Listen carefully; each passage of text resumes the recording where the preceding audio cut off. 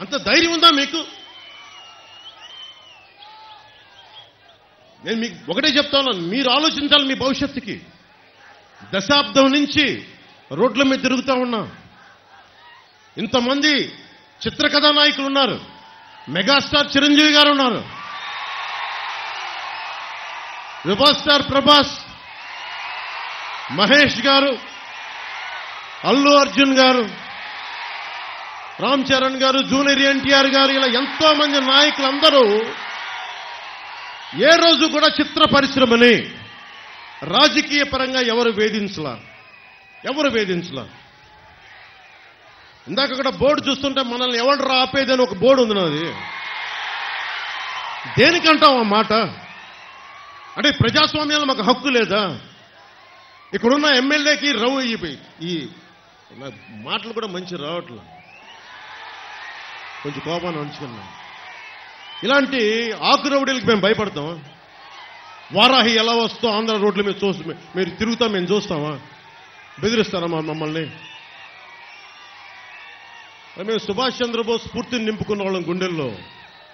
ఇలాంటి ఆకురౌడీల్ని చిటికినేలతో పక్కన పెడతాం, గుర్తుపెట్టుకోండి.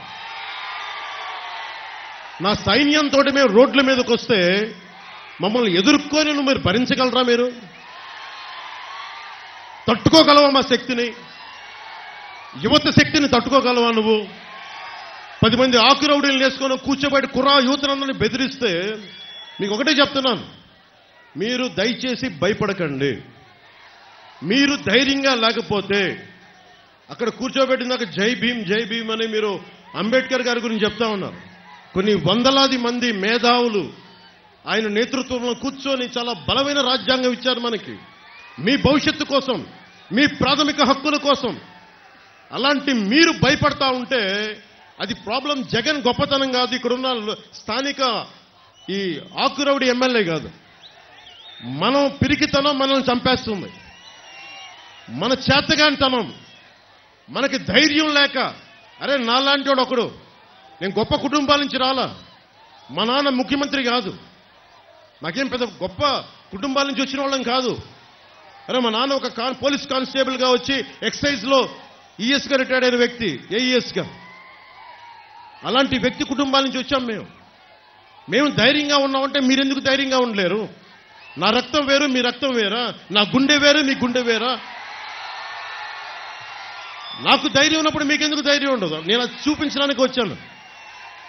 అధికారం పరమావధి కాదు, మార్పు పరమావధి.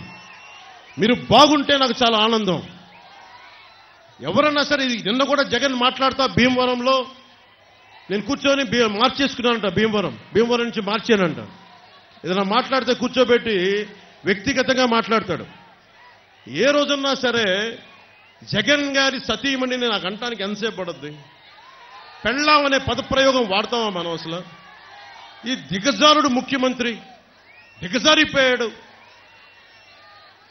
నేను నిన్నే చెప్పాను, పొద్దున్న ఇందాకే చెప్పాను, ఇతని మీద ఎలక్షన్ కమిషన్ కంప్లైంట్ చేయండి, దిగజారిపోయేలా మాట్లాడుతున్నాడని.